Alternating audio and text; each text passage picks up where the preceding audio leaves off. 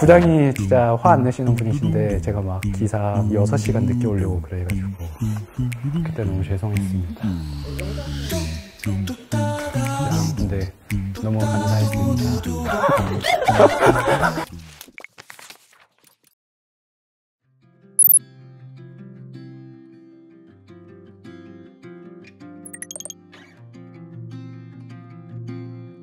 안녕하세요. 저는 한국일보의 김현종 기자라고 하고요. 2020년 12월부터 올해 상반기까지 기후팀에서 2년 반 정도 근무를 했고 현재는 국제부로 옮겨서 국제부 기자로 활동하고 있습니다. 안녕하세요. 저는 한국일보 기획영상부에서 일하고 있는 이시연 기자라고 합니다. 한국일보에서 일한 지는 3년 다 돼가고 있고 그전에는 계속 뉴미디어 편에서 일을 하고 있습니다.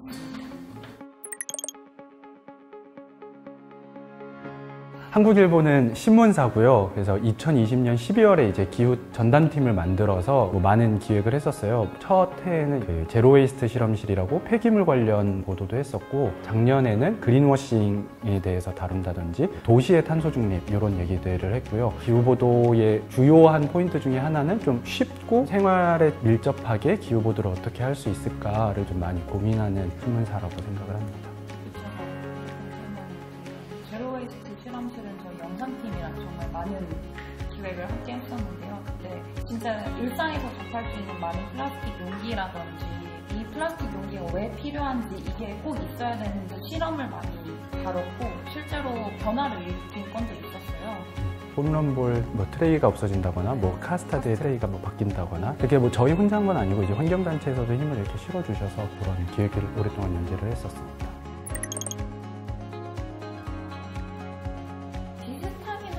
다들 아침에 8시 반, 9시까지 발제하듯이 저희는 기자들이 발제한 걸 위주로 오늘의 영상은 어떤 걸 만들면 좋을지 픽이라는 쇼폼 영상은 매일매일 나가는 거라서 그날 아침에 혹은 그 전날에 이슈됐던 것 중에 1분짜리 만들면 좋은 것들을 뽑아서 그걸로 매일매일 나가고 있고요. 9시부터 한 10시까지는 저희가 아이템 선정을 하고 10시부터 한 1시간 정도 빠르게 대본을 쓰고 10시부터 빠르게 영상 촬영을 하고 5시까지 영상 마감을 하는 매일의 일상을 보내고 있습니다. 실제로 저희가 공장도 많이 가고 인상 깊었던 공장은 우유팩 공장이었는데 우리 쓰레기는 너무 많았거든요. 그런 것들 많이 다니다 보니까 생각은 다들 하고 있잖아요. 실천이 어려우면 조금씩 하려고 노력은 하는 거예요. 근데 진짜 생활에서 실천하기 너무 어려운 부분들이 있으니까 완전 제로웨이스트는 아니에요. 하는 것 중에 내세울 만한 거는 텀블러를 쓴다거나 가급적 물건을 정말 오래 쓴다거나 저 정말 오래 쓰거든요. 소비를 최대한 줄인다거나 예전에는 해외 직구 이런 것도 되게 많이 있었는데 요새는 거의 2년째 안 하고 있는 것 같아요. 당당하게 내세울 수 있는 게 별로 없는 것 같아요. 텀블러는 쓰고 있는데 아침 지나고 점심 지나면 자리에 막 2-3개씩 결국 쌓이게 되잖아요. 그게 너무 죄책감이 들어서 지금은 이제 거의 하나도 안 쓰는 거예요. 뭔가 가방에 접이식을 들고 다니면서 출근할 때 텀블러를 사용하고 텀블러 쓰기, 손수건, 생리대 안 쓰기, 샴푸바 쓰기 다시 얘기했습니다. 탄소 감축 도시 한 달 살기는 제가 처음에 기후팀에 왔을 때 가장 염두에 뒀던 건 쉽고 좀 잘 다가갈 수 있는 방식으로 기후 기사를 좀 전달하고 싶다. 왜냐면 그때까지 저도 기후위기에 대해서 잘 몰랐고 근데 들어와서 공부해보니까 되게 심각했어서 이거를 좀 어떻게 쉽게 풀 수 있을까 이런 생각을 했었고 시민단체분이랑 대화를 하는데 해외는 그 기후위기에 대한 일반 시민들의 인식 수준 또는 일반 사회에서 느껴지는 어떤 위기감의 수준이 되게 다르다는 거예요. 근데 저는 나가본 적이 없으니까 정말 그런지가 좀 의심스럽기도 했고 정말 그렇다면 그 위기감을 좀 한국 국내에 좀 전달을 하고 싶기도 해서 가고 싶었고 그리고 기왕 간다면 좀 이렇게 피상적으로 한번 보고 오는 게 아니라 거기서 정말 차분하게 그 상황을 지켜보면서 자세하고 디테일한 내용들을 전달할 수 있으면 좋겠다 그런 열망을 더해서 이제 이 한 달 살기라는 기획이 나왔습니다. 가면 좋지. 아니, 사실 근데 한 달씩이나 근데 저희는 기후대응팀이랑 계속 제로웨이스트 실험실부터 해가지고 계속 같이 협업을 해왔어가지고 너무 좋죠로 시작하긴 했어요. 근데 투자를 받아서 가는 거고 퇴례식이나 갔는데라는 말을 들을까봐 조금이라도 버티더라도 조금이라도 살려보려고 하고 그랬던 것 같은데 마감하기 전까지는 그 부담감이 계속 있었던 것 같아요. 저도 이게 한 달이나 가니까 막 국장 면담하고 그랬었거든요. 전 기자 2명인데 국장단은 4분 오셔가지고 막 한 달이나 가야 되냐 이렇게 하고 나니까 이제 그게 진짜 신경쇠약 걸릴 것 같은 거예요. 놀다 왔다는 얘기 안 들으려는 게 거의 매일매일 일을 했어요. 현종 씨랑 같이 갔던 연구소에서는 영상은 날짜별로 정리를 하잖아요. 제가 21일부터 28일까지 거기 있었는데 연구는 촘촘하게 다 있어요. 21일, 22일, 23일, 24일. 선배가 러쉬랑 나이키 매장 그 2개만 가면 된다 저한테 그랬는데 못 가셨어요 결국. 처음에 이제 사업했던 게 4월이었고 그때부터 이제 해외 취재 섭외하고 어느 나라 갈지 정하고 이 나라가 좋은지 자문 받고 뭘 보고 와야 되는지도 전문가들 자문도 받고 그래서 7월에서 8월 이 사이에 이제 출국을 했고 저희가 그 현장감을 좀 주고 싶어서 현지에서 바로바로 기사를 썼었어요. 취재를 하면서. 그렇기 때문에 굉장히 힘들었는데 그리고 이제 쇼츠도 이제 바로바로 그때 쏘고 그때 한국에서 폭우가 그 해에 와가지고 막 강남역 잠기고 그 신촌에서 이제 반지하에서 돌아가시고 그랬었는데 그때 마침 저희가 뉴욕시의 그 치수 사업을 취재하고 있었거든요. 그래서 이거는 이번 주에 싸야 된다 해서 막 PD님 막 밤새면서 막 쇼츠 만들어서 쏘시고 그렇게 하고 돌아와서 제가 처음에 기획을 낼 때 서울하고 이거를 비교할 거다 이렇게 내놔가지고 또 이제 서울의 정책 취재를 한 2-3달 하고 그러고 이제 12월에 기사가 나갔으니까 장장 8개월에 걸친.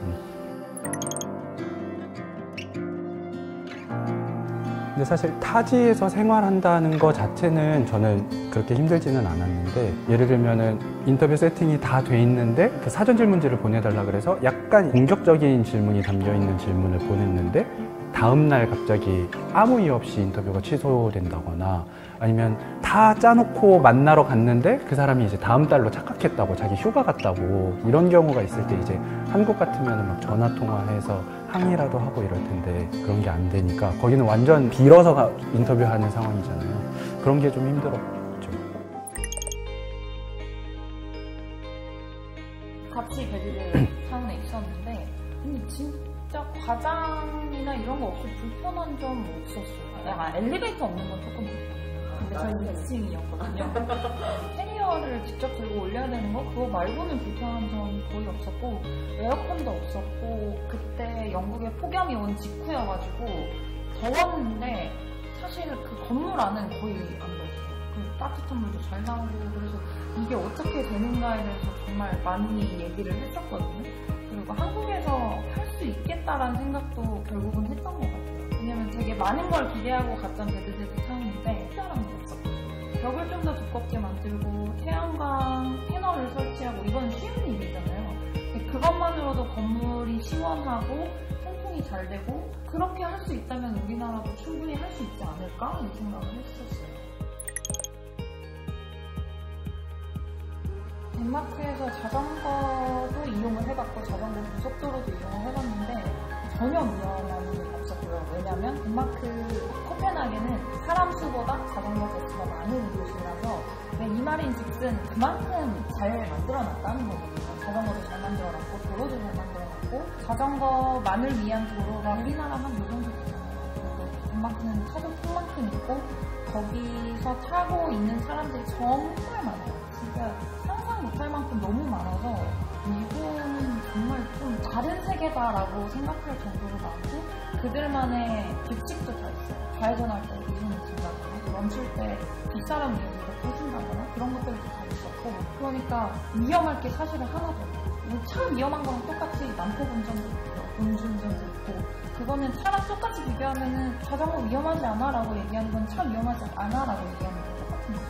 그리고 자전거 고속도로는 고가도로로 이렇게 돼 있었고 길고 넓었는데 재밌어 보였어요. 그냥 그 정도로 그냥 잘 만들어놨고 뭐 아이부터 어른 노인까지 다 이용하니까 전혀 위험하지 않아 보였고 한국에 들어온다면 너무 좋겠다라는 생각을 할 정도로. 예를 들면 뭐 이런 거 있었어요. 제가 배드제드 가기 전에 묵었던 에어비앤비가 있었는데 거기가 이제 에어컨이 없고 선풍기 진짜 조그만한 거만 있는 곳이었어요. 근데 어느 날 이제 잠을 자는데 너무 더워서 잠을 못 자겠는 거예요. 선풍기도 켜고 뭐 샤워도 하고 막 창문도 열고 막 그 냉방이 안 되니까 다음날 뉴스를 보니까 날이 너무 더워서 철도가 휘었다더라고요. 그러니까 영국은 그런 적이 없었던 거예요. 그날 지하철을 타는데도 막 거긴 에어컨도 없으니까 너무 덥다. 거긴 그게 대비가 안 돼 있는 거죠. 저는 덴마크에 있었고 조금 있으면 넘어가는 건데 런던에 40도가 넘었다 막 이런 기사 떠가지고 바로 연락을 했어요. 근데 주연 혹시 거기 지금 엄청 덥다면서 네 죽겠어요 막 이러면서 영상 찍었어요. 이게 진짜 탈탄소이잖아요. 맞아요. 그랬더니 머리를 긁는 거예요. 줌으로 얘기를 했구나. 머리를 막 긁는 거예요. 네? 너무 더웠어요. 이거야말로 정말 실시간으로 캡처로 올렸다면은 저널리즘 스피릿이 부족했다. 땅을 치면서 아 이걸 찍었어야죠. 정원 사진 하나 있어요. 그 더웠던 정원 사진.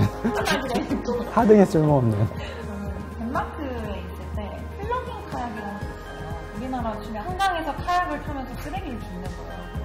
멀리 있는 거 집게도 주고 손도 주고 하는데 이게 그냥 헐만 되게 좋을 거라고 생각했는데 실제로 진짜 많이 하더라고요. 저랑 그 신혜정 기자님이랑 같이 탔는데 재밌기도 재밌었고 플러깅 카약이 유명하니까 사람들이 많이 하니까 쓰레기가 많지는 않았는데 유명한 관광지를 돌아다니면서 플러깅 카약을 탄다는 것 자체가 좀 신박하더라고요.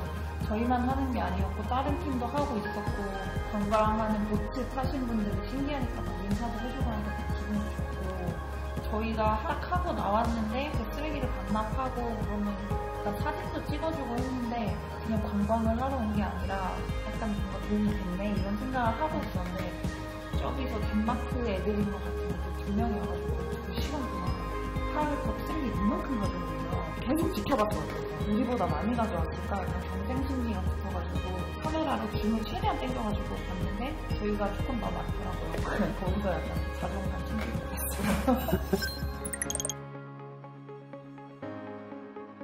잘 읽히고 싶다. 그러니까 이게 전달됐으면 좋겠다. 이게 되게 컸었던 것 같고 그래서 쉽게 최대한 쓰려고 했었던 거고 그리고 처음에는 사실 브이로그 일기처럼 쓰려고 했었어요. 근데 제가 좋아하는 기사 스타일이 되게 경성이고 시리어스한 거를 좋아해서 자꾸 약간 그런 쪽으로 갔죠. 그래서 아마 톤이 처음에 좀 다르네 라고 느꼈다가 뒤 가면서 좀 이렇게 비슷해진 건 부장이 영향이 아니었을까. 부장이 정말 감각이 좋으시고 정말 좋은 부장이셔가지고 제가 이제 기사 올렸을 때 부장이 현종아 너가 쓰는 건 논문이 아니라 스토리텔링 디지털 기사란다 이러셨었거든요. 너무 감사했습니다.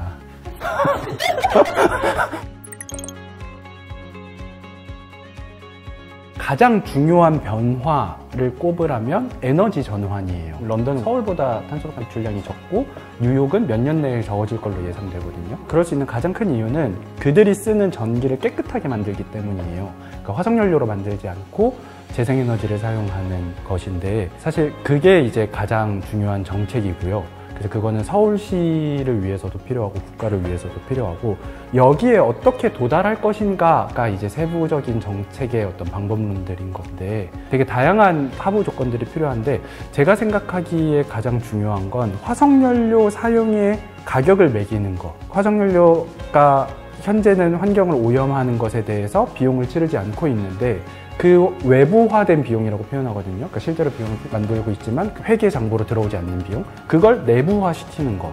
예를 들면 배출권 거래제, 탄소 가격세, 뭐 석탄세 이런 것들을 시행하고 있거든요. 그리고 도시단에서는 건물 에너지 총량제, 건물이 에너지를 얼마 이상 쓰면 페널티를 매기든가 어떤 캡을 정해놓고 그걸 넘기면 가격을 부과하는 시스템이 그 나라들에서는 이행이 되고 있고 그게 가장 주요한 드라이브가 됐거든요. 그래서 그런 정책이 가장 필요하고 그런 정책이 가능하게 된 배경은 사실 그쪽은 재생에너지 기업들이 대기업이거든요. 특히 런던은 풍력회사 이런 게 되게 크거든요. 그런 힘의 균형이 사실 필요한데 우리나라는 그 힘의 균형이 되게 안 맞죠. 저는 시민들의 의식도 같이 따라가야 된다고 생각을 하는데요. 기후위기가 너무 이제 체감 많이 됐잖아요. 오늘도 아까 이 동네는 갑자기 스쿨이 한번 왔었거든요. 전혀 기상청 예보는 아예 없었고 지금 우리가 체감하고 있는 기후위기 기후위기가 있잖아요. 폭염도 그렇고 폭우도 그렇고 이게 다 기후위기의 연장선이고 이런 나날들이 점점 길어질 텐데 이제는 더 이상은 흐림도 설 수 없는 상황이 왔으니까 좀 더 봐야 된다고 생각을 하고 이런 측면에서 덴마크, 코펜하겐에 있을 때도 그렇고 영국에 있을 때도 그렇고 확실히 좀 달랐어요. 주말에 잠깐 쉬는 날이 있어서 플리마켓을 갔는데 손뜨개로 만든 손수건이 있길래 구경하고 있었더니 덴마크에 진짜 할머니셨어요. 80세는 넘으셨을 것 같아요. 할머니가 기후위기 얘기를 하시는 거예요. 지금 기후위기가 있기 때문에 휴지는 그만 써야 되고 이런 손수건을 써야 돼서 내가 직접 만든 거야 라고 하시는데 약간 띄용한 거죠. 우리가 이걸 휴재를 하러 덴마크에 온 게 맞긴 한데 그냥 지나가는 시민에게 휴일날 플리마켓에서 이런 얘기를 들을 줄이야? 라는 생각을 했거든요.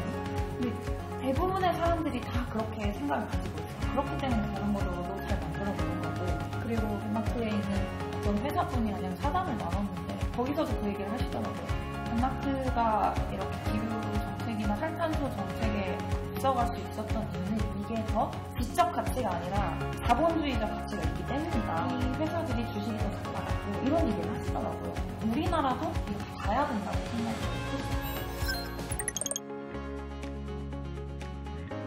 일단은 도시락통은 도시락을 싸와서 뭐 야채 같은 거 싸와서 먹기도 하고 그리고 저는 이제 내근하니까 김밥 같은 거 사와서 이제 안에서 먹는데 그럴 때 이제 뭐 김밥 같은 경우는 이제 종이 포장되니까 그냥 갖다 먹는데 막 쫄면 같은 거 먹고 싶을 때는 이제 집에서 큰 통 가져와서 거기다 담아서 이제 먹고 약간 이런 식으로 하거든요. 텀블러는 사실 이게 막 환경을 위해서 쓴다기보다 텀블러를 썼을 때 이점이 되게 많아요. 저는 커피를 잘 못 마시는 편인데 커피를 하루 종일 되게 천천히 편하게 지하철도 타고 버스도 타면서 마실 수 있다는 이점도 있고 플라스틱 컵도 안 산 게 지금 얼마나 됐어요?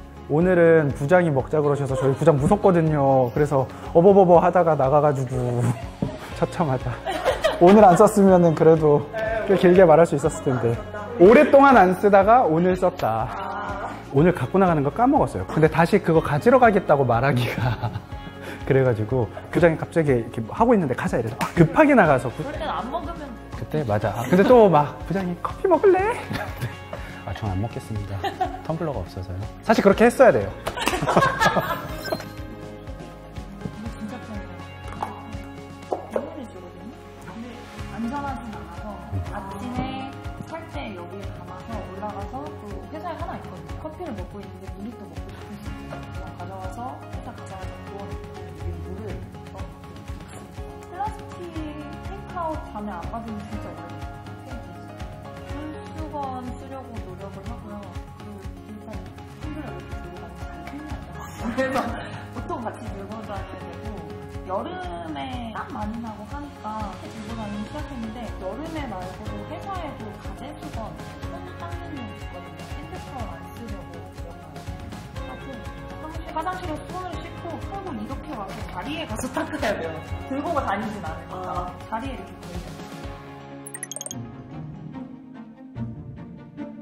제가 2021년에 썼던 기사 중에 어떤 기사가 있었냐면 기업들이 포장할 때 트레이를 넣잖아요. 조미김 트레이 같은 거, 홈런볼 트레이 같은 거. 근데 그런 거를 만약에 조미김 업체들이 식탁용 김 트레이를 빼겠다고 어느 날 결의해서 빼면은 국민 340만 명이 1년 동안 일회용 컵을 사용하지 않은 만큼의 플라스틱을 아낄 수 있대요. 근데 그거는 정말 가기 힘든 목표고 설득하기 힘든 목표고 누군가가 피해를 봐야 되는 목표인 반면 그런 운동들이 생각보다 제가 느끼기에는 종종 있고 많거든요. 환경단체에서 서명을 받는다거나 집회 시위를 연다거나 요럴 때 한번 시간을 내어서 참여해 보신다거나 서명을 하시는 것도 중요한 참여 방법이라고 생각을 합니다. 그래서 운동의 방식이 좀 더 사회적인 방향으로 이 에너지가 좀 더 나갈 수 있으면 좋겠다는 생각을 항상 하고 그런 기회를 단체에서도 좀 많이 만들어 주셨으면 좋겠다는 생각도 많이 해요. 이 얘기 듣고서 제로웨이스트 실험실 촬영을 같이 하면서 홈런볼 트레이가 빠진 걸 봤을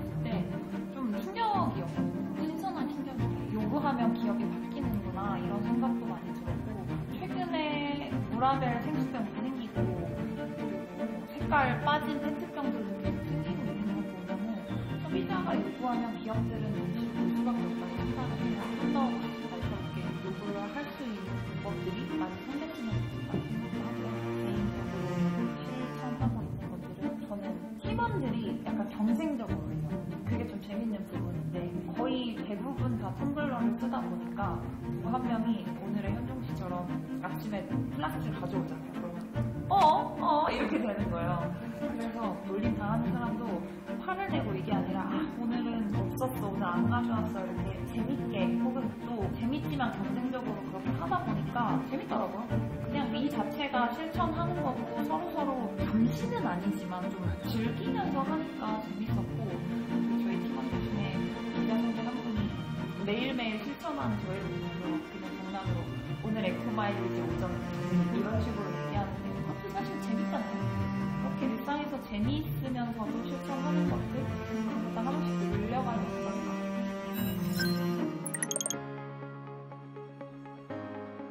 사실 진짜 피드백이 없어요. 진짜 없어요. 댓글도 잘 안 달리고. 근데 이거 되게 기후 기자들이 되게 진지하게 고민하고 있는 이슈예요. 왜냐면은 윤이 이렇게 말했다. 뭐 여사님이 이렇게 활동했다. 이러면 이제 막 조회수가 폭발하고 막 댓글이 막 달리는데 이런 기사는 정말 반향이 없고 어떤 반응도 없고 이러니까 어둠 속에서 혼자 외치고 있는 것 같은 느낌이 되게 많이 들고 그게 스스로를 되게 좀먹고 깎아내리고 힘든 측면이 있거든요. 그래서 이런 자리가 있으면은 저는 되게 감사하고 기쁜 마음으로 와요. 근데 진짜 맞아요. 영상도 마찬가지예요. 그렇게 조회수가 잘 나온 것도 아니었고 심지어 그 초반에 만들었던 베드데드나 덴마크 코펜하겐에 있는 코펜일이라든가 그런 거는 세 자리 조회수가. 그래서 평균 조회수가 네 자릿수는 되는데 그 친구들만 저의 지금 아픈 손가락으로 남아있는 친구들이거든요. 기후위기가 심각한 거를 모두 알고는 있지만 흐린 눈을 하는 상태니까 쉬려고 들어온 유튜브에서까지 그걸 보고 싶지는 않은 것 같더라고요. 그런 마음이 뭔지는 알고 있지만 현종씨 말대로 어둠 속에서 혼자 보고 있어 한다는 느낌 그런 느낌 받을 때도 있는 것 같아요. 기후 영상을 만들다 그렇습니다. 구독, 좋아요. 원론적이지 않은 기사, 그러니까 기후기사로 예를 들면 이런 기사들 되게 많아요. 정말 선언적으로 전기차 타는 게 화석연료 차 타는 거랑 상관이 있을까? 이러고 멈추는 기사. 아니면 뭐 종이빨대 쓰는 게 플라스틱 빨대 쓴다고 뭐 얼마나 더 좋을까? 이러고 멈추는 기사. 중국이 내뿜는데 우리가 안 한다고 괜찮을까? 이렇게 끝나는 기사들이 있는데 사실 더 깊이 들어가서 끝까지 파헤치다 보면 그걸 조사한 사람들도 다 이미 있고 그 안에서 발견해낼 수 있고 설득할 수 있는 부분들이 있거든요. 예를 들면 중국은 지금 세계 최대의 재생에너지 설치 국가이고 거의 전 세계가 만들고 있는 그 재생에너지 설비의 절반을 중국이 만들고 있고 중국이 석탄을 동시에 엄청나게 늘리고 있기도 한데 어떻게 해결해야 되는가에 대한 논의들도 굉장히 많고 그걸 위해서 되게 고군분투하고 열심히 머리를 싸매고 있는 연구자와 환경운동자들, 정치인들이 있는데 그런 모든 것들을 다 덮어버리고 중국이 뽑으면 뭐 약간 이렇게 끝나버리는 건 너무 기사답지 못하고 불성실한 기사인 것 같고 그거를 이제 끝까지 헤집고 들어가서 모든 자료를 찾아서 그래서 어떻게 될 건데에 대한 결론을 내줄 수 있는 기사가 좋은 기사 아닐까 라고 생각합니다. 제가 이 일을 시작한 게 2016년 11월 광화문부터 시작을 했거든요. 시국이 굉장히 어수선할 때부터 시작을 했는데 진짜 짧은 영상부터 길면 20-30분짜리도 만들기도 하고 그랬는데 만드는 사람부터 진심이어야 되게 좋은 기사, 좋은 영상인 것 같아요. 실제로 제가 아니란 생각을 가지고 만드는 영상을 보면은 끝까지 갔을 때 저도 다시 안 보게 되더라고요. 그냥 그거는 그냥 만들고 만 거죠. 속된 말로 저는 대서리라고 얘기를 하는데 그렇게 만드는 게 아니고 처음부터 끝까지 계속 진심이어야 하고 기획일 때도 내일이라고 생각하고 내 것이라고 생각하고 최선을 다해서 만들려면 좋은 기사, 좋은 영상이라고 생각합니다. 어딘가에서 읽어주고 계신 독자님들이 계시다면 정말 감사하고요. 그 존재를 저희한테 알려주셔도 좋을 것 같습니다. 저는 들어온 지 그렇게 많이 된 건 아니니까 한국에 밖에 있을 때부터 정말 독자였는데 저도 그렇게 표현을 하는 독자는 아니었거든요. 그래서 굳이 샤이 한국일보일 필요는 없으니까 좋은 기사도 많고 좋은 사설도 많고 뇌를 그렇게 생각하는 사람들 어딘가에서 이렇게 계시다면 나 여기 있다고 당근을 흔들어주시면 저희에게 힘이 됩니다.